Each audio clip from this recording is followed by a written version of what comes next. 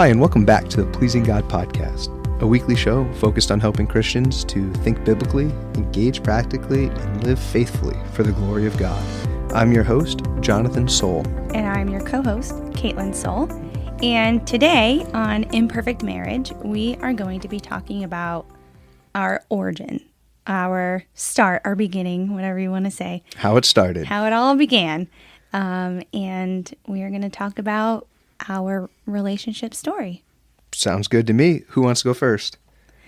Well, same story, different perspective. Very different. I can go first. Yeah, go for it. Oh man, okay, let's see.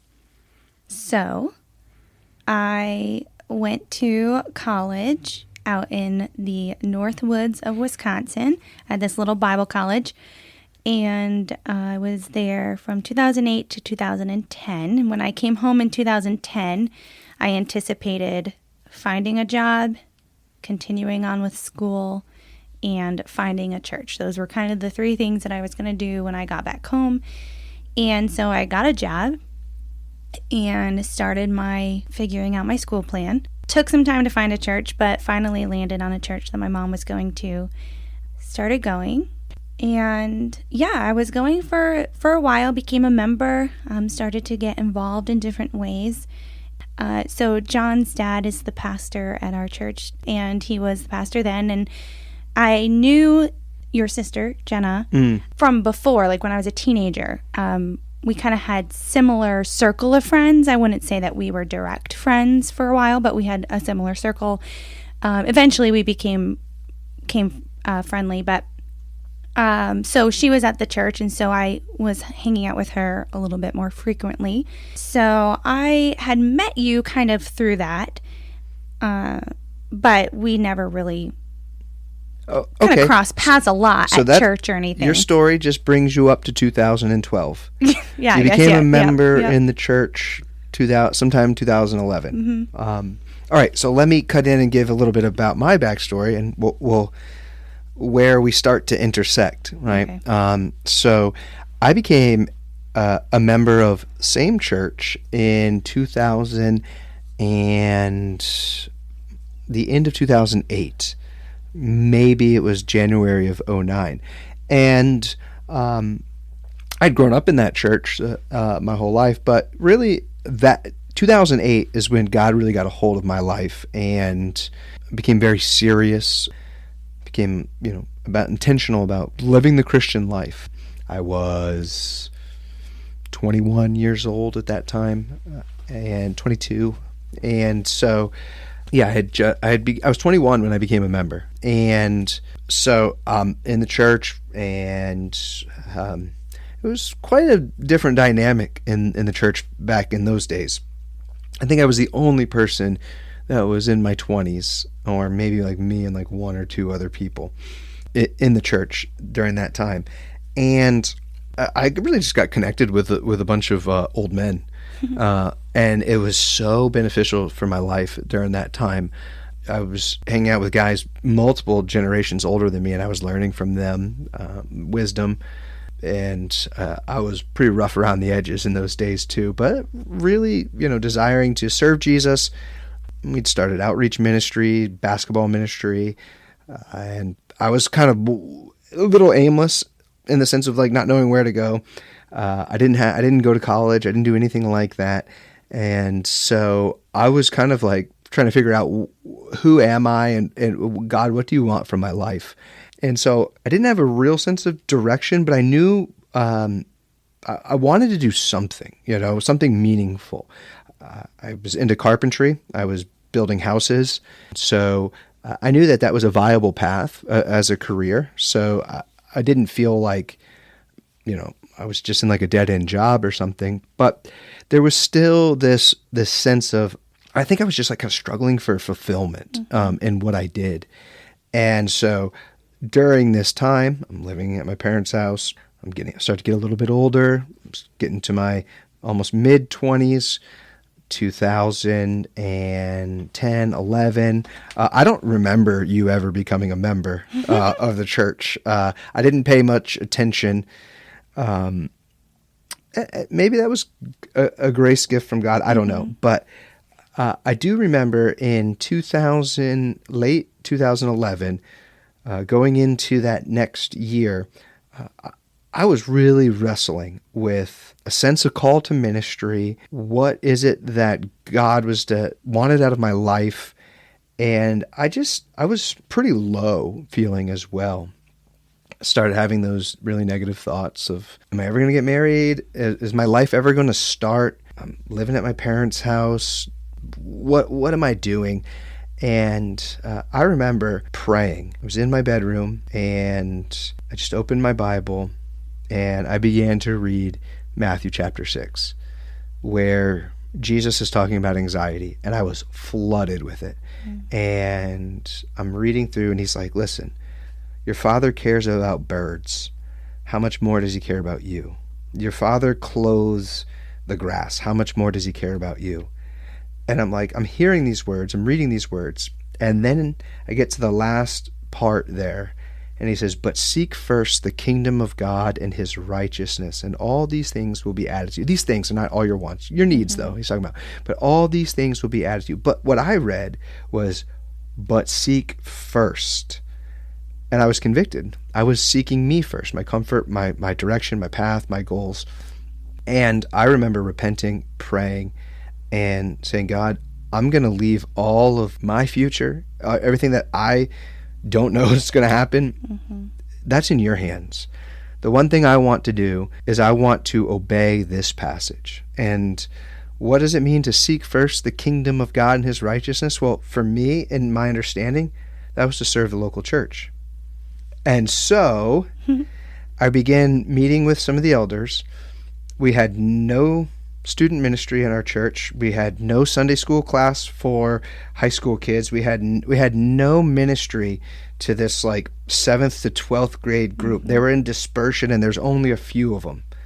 And so I began meeting with some of the elders, say, hey, I would like to get this group together, and maybe we could form a Sunday school class or something. I'd be willing to teach if I had a mentor. And so we started praying about that. And then we decided it was going to be, okay, I was going to take the lead in teaching. I was going to be partnered with an elder for supervision and just to make sure I was not crazy. And so we announced it in, it must have been like late February 2012. We announced it to the church that we're going to start a high school Sunday school class. Yeah, so I'm sitting in the pew and I hear this announcement. Here I am, still kind of figuring out what I'm doing. I had a job that I got and I really enjoyed. I realized that I wasn't going to be able to transfer any of my credits from my small Bible school in Wisconsin to a school here in Rhode Island. So I kind of just nose to the grindstone. I'm just going to work as many hours as I can, and that's kind of what I was going to do for now. And I hear this announcement, and I thought, well, this might be a good way for me to invest in some younger girls who I was a little older. I was probably 21 at this time, where I was young enough to still feel like I could relate really well to them. But, I had a little bit of college experience and maybe some life experience, but looking back, probably not so much. Yeah. But then I thought I did. And so I went to the elder who made the announcement after church, and I said, hey, I would like to be involved in this. And he said, okay. He was like, I'll talk to Jon and we'll let you know or whatever. And so... And he talked to me. Do you remember the first thing I said to you? Well, yes, I was going to get to that. Oh, so sure. I think it was like a week or two after, on a Sunday evening, I was talking to some people, and you came up to me and you asked me a question, and the first thing you've ever said to me. You asked, what'd you ask? I said, how old are you? It's the first thing you've ever said to me. How old are you? Of course, I told him I was 21, and he was like, okay, I just wanted to make sure you were older than the girls in high school or something. You knew how old I was. I don't know. I don't know.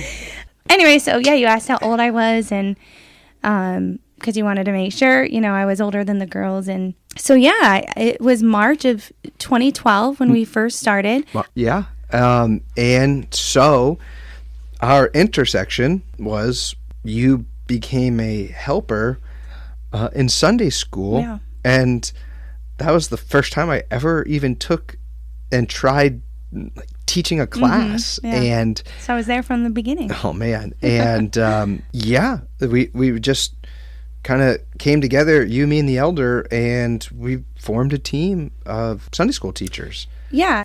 Southern New England Reformation Conference. So June or late June. May, maybe. So yeah, May, sometime, a couple months after that class had started, there was a Southern New England Reformation Conference, and Paul Washer was coming up here. And I don't know how it got to it, but I think I invited you. Well, I had gone with your family the night before, or 2 nights before on the Friday night. You guys picked me up, your whole family. Okay. And we went to the conference. Yeah, that's right. And it was really great. I had to do something the next day, and then the day after that, you had offered.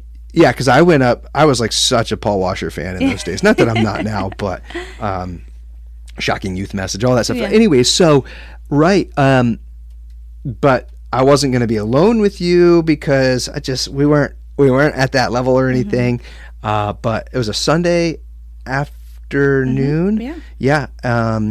And I was babysitting. I wouldn't call it babysitting because he was a middle schooler. Yeah, middle schooler.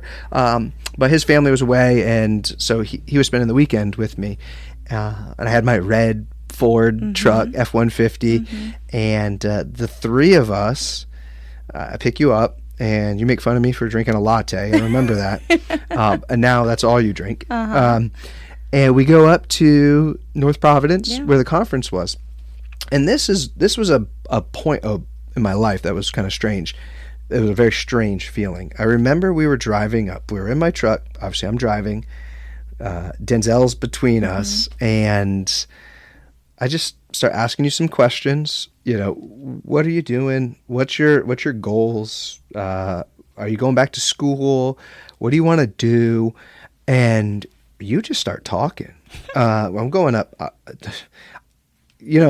Girls remember all the details. But I feel like when I remember all the details of a certain event, that means it was a very important event in my life. And I remember these details because it was just strange to me. And looking back now, it wasn't. Yeah. But we were driving up 295, and you just start talking. And I'm like, okay, she's not awkward, as she's talking. And little did you know that all my questions were kind of like, would I be interested in, does she check any of these boxes? And you started like checking all the boxes.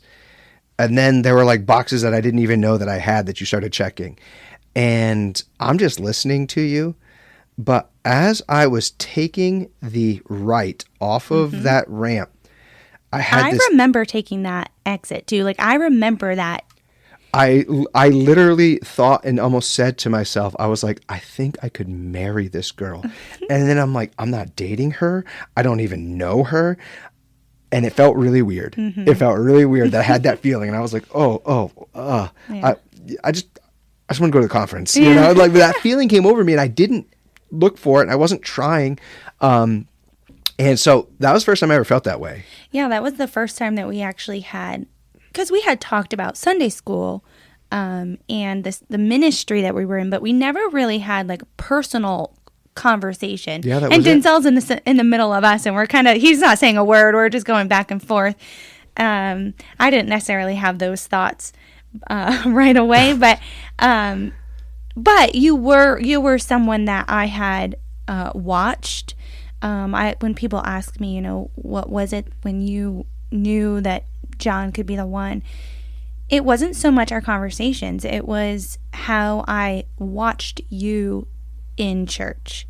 I always say old men respected him, older women loved him, and children adored him. You were always on the floor talking to kids. I think you were serving in Awana or had served in Awana at various times before that, and just seeing all these kids, really interact with you well. And it just seemed like your personality, people gravitated toward and were learning from, and you had meaningful relationships with people. And so that was kind of my big, like, oh, you know, this is the type of guy that I could see myself with. You weren't even sure of your call to ministry at that point, but you were ministering and you were teaching and you were doing what you're doing today, and you just didn't know that that was going to be your call. So for me, that's kind of what it was. Yeah. Wow. And so from that time, we began, though we didn't talk a little bit afterwards, someone broke down the wall and like a text was exchanged. No, I know what this was. I think I had asked you, like, hey, can I get your number? Because if I have to work late, or I have to work, you know, one day, or I can't make it to Sunday school, so I can let you know. And so, okay, yeah. You have said in the past that you thought I was trying to, like, get your number to get your number. I really was genuine in, like, I just want you to have my number in case I need to reach you. Sure. I still don't believe it. But it ended up being that, you know, we ended up texting a lot. We texted a lot. And yeah, I mean, that was... Remember that serious question I asked you? Yes, I was all excited. You're like, hey, can I ask you a serious question? And I was all excited. Like, what's it going to be? I was nervous. My heart was pounding. And then you asked, does mustard go bad? Oh. Because I figured you were feeling that way. Down. Yeah, it was playful in that way. So nonetheless, start texting. We'll push the fast forward on this. And I think we officially start dating in July. Yes. And around this time, we're doing, the youth ministry is starting to like pick up a little bit. Like the class is kind of coming together. We're seeing it grow. We're going on a sailing trip. Yeah. Those are some pictures that we saw recently, and we officially start dating. And it takes like no time for me to think like I want to marry this girl. Yeah, I'm pretty sure our conversation before you asked me to be your girlfriend, our conversation was, if we're going to date, it's for marriage. Yeah. Like that was pretty much a non-negotiable from the beginning. I think we knew we were both kind of in this we were done with trying to do like a dating thing. And we were just like, we were looking for a partner. We were looking for someone to be in union with. And we were ready. We had jobs. We were... And in a different episode, we can kind of talk more about like dating and the things that you should look for in dating. But we were serious about wanting to be serious. And compatibility, we had seen it. But it was like, hey, if we start coming across and we're just not compatible, okay. Right. But that's what we were tracking towards. Yeah. And so anyways, fast forward, September. So that was July. Yeah, September, I have breakfast with your dad. And... I asked this stranger, basically everyone said that. Yeah. I asked your dad if I can marry you. Mm-hmm. And he is just so happy. Can I just say that when he first met you, we had a conversation with him and he asked, why you want to date my daughter and all of these things. He tried to be super intimidating and you handled it like a champ. When you left our house that night, he looked at me and he said, Caitlin, don't mess this up. So you pretty much had the in right then and there. You know what? But to ask is I love my father-in-law. I think he's fantastic. He's best father-in-law I could ask for. So, and he's always been a big support, and I'm thankful for him. And so I have the breakfast conversation, and I was so nervous, and I think he's nervous. I mean, it's a big deal. Mm-hmm. Anyways, then October 13th. No. Okay. Edit. I'm not editing that out. You're wrong. This is imperfect marriage. Okay. October of 2012. It was October 21st. Yeah, that's what I meant. I was a week off, a week and a day. It was October 21st. Yeah. Yeah, I had no idea you were going to ask me. You were going to ask me to marry you that day. I should have known when we were driving to Newport to go have lunch with your parents, And I said, "Oh, are you excited about the game today?" It was West Virginia football, who, if you don't know, Jon and his family are big West Virginia sports fans. And he was like, "What game?" Yeah. And Yeah. Sure. But I got this ring in my pocket, and I'm just sitting there. I should have known. But So- yeah, you totally kept it a surprise. I had no idea. And I was even able to get them to take pictures. And Yeah, your catch mom it took it. So we have pictures of you actually proposing.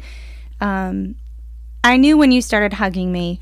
We were in the gazebo and you started hugging me. Beautiful view of Newport, the bridge, ships and boats on the water. And then you started hugging me, and I felt the tension. Sure. Oh, I totally felt it. I was like, I got to do this. You were like, I love you. I love you. I got to do this. I got to do this. I got to do this.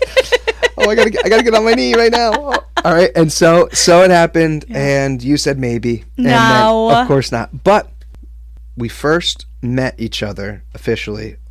Conversation was, how old are you? Mm-hmm. And that was roughly March of 2012. Yeah. On March 9th, 2013, we both said I do. Mm-hmm. 1 year later. And 1 year from meeting, dating, engagement, marriage, and it was on my birthday. Yeah.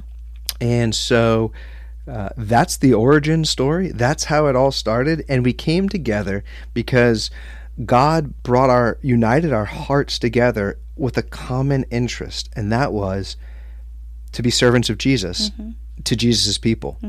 And what is so beautiful in this imperfect marriage is that's what we're still doing to this day. And I'm so thankful for that. And I'm thankful for you. And I'm also thankful that we could sit here and just kind of reminisce about that crazy year. Yeah, I mean, it was a crazy year. Oh, the whole thing was on adrenaline. Yeah. Yeah. Infatuation, adrenaline, and many nights without sleep, going to bed at 3 a.m, waking up at 7, going to work because you're just, and you're fine with it, and you're just waiting to get out of work for your phone to buzz, and yep, those are good times. Yeah. Yeah, really good. Yep. So, all right, cool. Anything else?